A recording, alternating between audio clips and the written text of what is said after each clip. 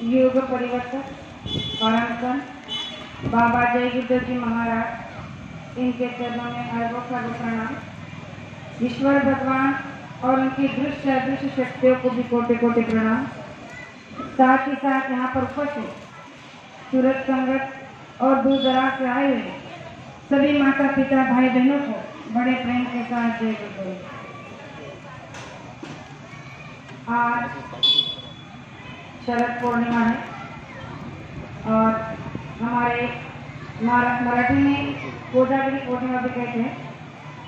तो गुरु महाराज ने हर चीज त्योहार का महत्व अलग अलग बताया है। उनका अलग अलग रहस्य बताया है कि आपको होली किस तरह से मनानी चाहिए, आपको दिवाली किस तरह से मनानी चाहिए, आपको यानी कि हर जो त्योहार है वो हर त्योहारों को जिस तरह से भौतिक संसार में लोग मनाते हैं उससे कई गुना अलग तरीके से हम लोग मनाते हैं। तो ये क्यों? क्योंकि अध्यात्म में इन सब बातों को यानी कि इन बाहरी पूजाओं को कोई महत्व नहीं दिया है। तो गुरु महाराज ने कहा कि बाहरी पूजा तो आपको केवल बाहर की सीमित रहेगी, लेकिन अध्यात्म में संत मत में जब आप अंदर में पूजा करोगे, जब अंदर में अपने आप में चलने की कोशिश करोगे तो आपकी सच्ची पूजा, आपकी सच्ची इबादत स्वीकार की जाएगी।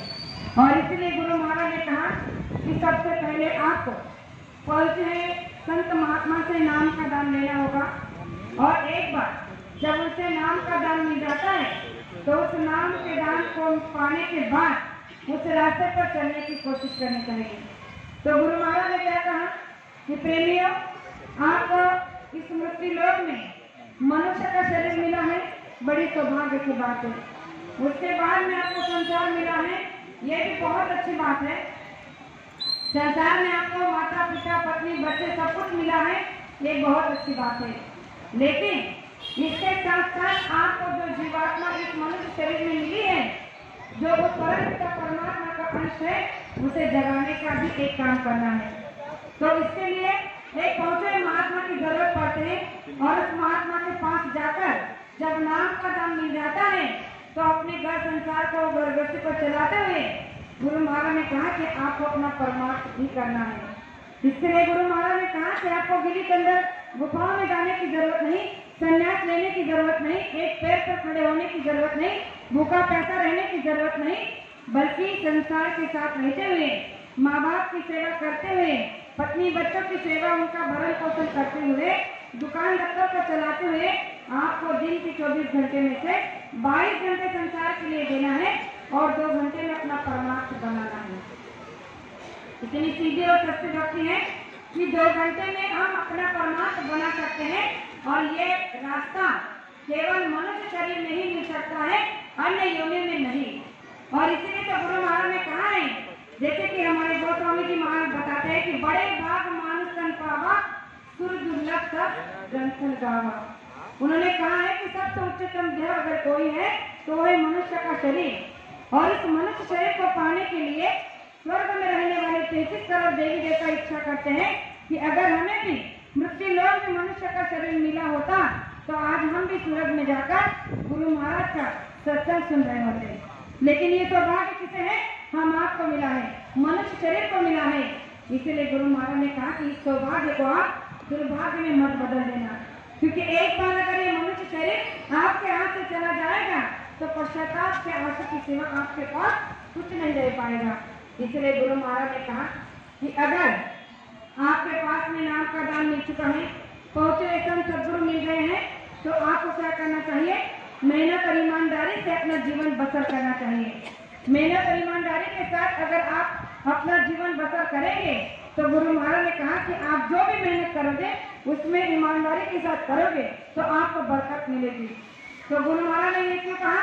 क्योंकि वो जानते हैं कि इस कलयुग में लोग भरमाने वाले, भटकाने वाले, गलत रास्ते पर ले जाने वाले आपको लाखों मिलेंगे, लेकिन सही रास्ते पर ले जाने वाला आपको एक आध मिलेगा, और वो होते संत सद्गुरु।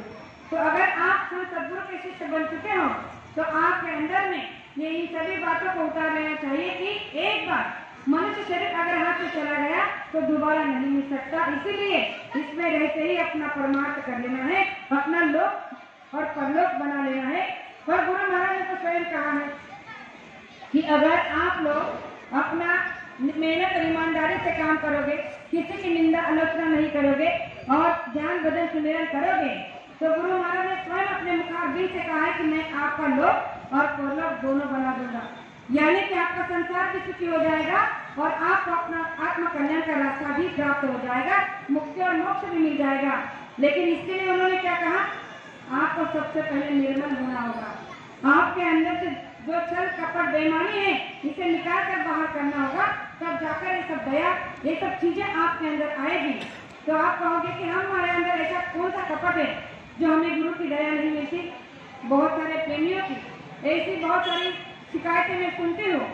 जब भी बाहर जाती हूँ सत्संग के लिए अन्य राज्यों में, तो बहुत सारे प्रेमी ऐसे बोलते हैं कि गुरु महाराज की दया नहीं होती है। हम तो कितने सालों से सत्संगी है, कितने सालों से हम सेवा करते हैं, सेवा देते हैं, ध्यान भजन सुमिरन करते हैं, लेकिन फिर भी हम पर गुरु की दया नहीं होती है। तो ऐसा क्यों? इस पर गुरु महाराज ने एक छोटा सा उदाहरण दिया था, मैं आपको बताने की कोशिश करती हूँ। एक बार एक महात्मा जी एक गांव में भिक्षा मांगने के लिए गए। उनका नियम था कि एक गांव में एक ही दिन भिक्षा मांगना और उसी भिक्षा से अपना गुजारा करना। अब एक दिन वो एक ऐसे गांव में पहुंचे और उस गांव में पहुंचने के बाद एक ही घर पर जाकर उन्होंने क्लब जगाई और कहा कि माता भिक्षा दे। तो उस घर की जो बहन थी वो अपने रसोड़े से बाहर आकर उस महात्मा के लिए कुछ आटा लेकर आई और उन्हें देने लगी। तो उसने देखा कि कोई तो महात्मा है और बहुत ही मतलब उनके चेहरे पर जो तेज नजर आता, उससे उसे लगा कि ये कोई पहुंचे हुए महात्मा हो सकते हैं। तो उसके अंदर जो जिज्ञासा थी, जो नाम को प्राप्त करने की, जो संत सदगुरु की भिक्षा लेने की जो जिज्ञासा थी, वो जिज्ञासा उन्हें देख से देखकर उसके अंदर में प्राप्त हो गई। तो उस बहन ने जब उन्हें आटा दिया तो आटा देते हुए कहा कि महाराज जी, अगर आप मुझ पर दया करेंगे तो क्या मुझे आप भिक्षा दे सकते हो? जब उस बहन की उस तड़प और उस विरह को उन्होंने देखा तो उन्होंने कहा कि अवश्य क्यों नहीं, अगर तुम्हारे अंदर इच्छा है, तड़प है, तो मैं तुम्हें दीक्षा जरूर दूंगा। तो उस बहन ने कहा तो फिर जल्दी से आप मुझे दीक्षा दे दीजिए, आप जो मांगेंगे मैं आपको दे दूंगी। लेकिन उस महात्मा ने कहा कि बेटा मैं आज नहीं कल दूंगा। तो उस बहन ने कहा कि ठीक है कोई बात नहीं, मैं कल आपका फिर से इंतजार करूंगी। और दूसरे दिन जब वो महात्मा उस बहन को दीक्षा देने के लिए आने वाले थे तो वो सोचने लगी कि अगर महात्मा मुझे दीक्षा इतनी बड़ी चीज देने वाले हैं तो मुझे तो उन्हें ऐसे कोई आटा रोटी नहीं देनी चाहिए, उनके लिए मुझे भी तो कोई अच्छा सा भोजन बनाकर खिलाना चाहिए जिससे उनकी आत्मा तृप्त हो जाए और वो खुशी खुशी मुझे नाम का दान दे दे। तो उस बहन ने सोचा कि ऐसा क्या बनाओ जिसे खाकर महात्मा खुश हो जाए। तो उसे सोचा कि आज खीर बनाती हूँ और उसने खीर बनाई, बड़े स्वादिष्ट चाव से खीर बनाई, बड़े श्रद्धा से खीर बनाई महात्मा के लिए कि वो बड़े आनंद से खाएं। और खीर बनाकर रख देर उनका इंतजार करने लगी कि कब आएंगे, कब वो खाएंगे, कब मुझे दीक्षा देंगे। और जब समय हुआ, महात्मा समय पर जब उसके घर पर पहुंचे अलग जगह, तो वो बहन एक कटोरे में खीर को लेकर आई और महात्मा जी से कहा कि लो महात्मा जी, मैंने आज आपके लिए खीर बनाई है, इस खीर को आप खा लीजिए। जब उस महात्मा ने उस खीर को लेने के लिए अपना कमंडल आगे किया तो उस कमंडल में गोबर भरा हुआ था। और जैसे उस बहन ने वो खीर का जो बर्तन था, उस बर्तन को उस खीर कमंडल में डालने की कोशिश की तो उसने देखा कि उस कमंडल में गोबर भरा हुआ है, तो उसने अपने खीर का जो बर्तन था वो पीछे कर लिया। महात्मा जी ने कहा कि अरे बेटा क्या हुआ, तुमने खीर नहीं डाली? उसने कहा कि महात्मा जी अंदर खीर कैसे डालूं? उन्होंने कहा क्यों, क्या हुआ? तो उसने कहा कि अरे इस कमंडल में पहले से गोबर भरा हुआ है और इस गोबर में अगर मैं खीर डाल दूंगी तो ना आप खा सकते ना कोई पशु, क्योंकि ये खराब हो जाएगी, गंदी हो जाएगी, और इसीलिए मैं इसमें खीर नहीं डाल सकती। आप कृपा करके वो कमंडल मुझे दे दीजिए, मैं गोबर को फेंक कर साफ कर देती हूँ और फिर आपको इसमें खीर देती हूँ। तो महात्मा ने कमंडल को दे दिया, उसे साफ करकर जब उसमें खीर दिया तो उसने महात्मा से हाथ जोड़कर प्रणाम किया, फिर कहने लगी कि अभी तो आप मुझे दीक्षा दे सकते हो। तो उस महात्मा ने उस बहन को बड़ा सुंदर जवाब दिया। उन्होंने कहा कि बेटा दीक्षा दी तो दी। जब उसने कहा कि आपने मुझे दीक्षा नहीं दी तो उन्होंने कहा दीक्षा तो मैं दे तो दी, तो उसने कहा कि मैं कुछ समझी नहीं। तो उन्होंने कहा जिस तरह से इस कमंडल में गोबर था तो तुमने उसमें स्वादिष्ट खीर डालने से मना किया, इसे साफ सुथरा किया, तब जाकर इसमें खीर डाली ताकि मैं इसे खा सकूं।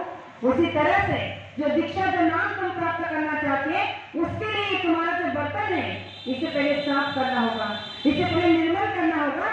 जब इसके अंदर का कूड़ा कचरा गंदगी आप साफ कर दोगे तब जाकर मैं जो दूंगा वो उसमें रह पाएगा, ठहर पाएगा। प्रेमियों, ये सारी बातें हमारे आप से लागू होती है, लेकिन गुरु महाराज को देखो कितने दयालु है। यहाँ बैठे सभी प्रेमियों से जो भी यहाँ से गुरु महाराज के पास गया है, गुरु महाराज ने किसी से ये सवाल नहीं किया है कि तुम कितने अच्छे हो, तुम कितने साफ सुथरे हो। गुरु महाराज ने किसी से कुछ नहीं पूछा। हम चाहे जितने बेईमान, झूठ, कपट, फरेबी थे, धोखेबाज थे, लेकिन फिर भी हमारे कर्मों को उठाकर, हमें पांच बुलाकर उन्हें हमारे कर्मों को उठा लिया और हमारे बर्तन को साफ कर उसमें जो नाम की खीर, जो दीक्षा की खीर हमें दे दी है, वो जगत में आज तक किसी ने नहीं दी।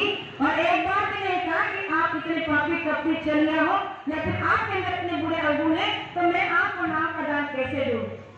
और गुरु महाराज ने कहा कि देखो अब तो तुम्हें मिला है, इसे संभाल कर रखो।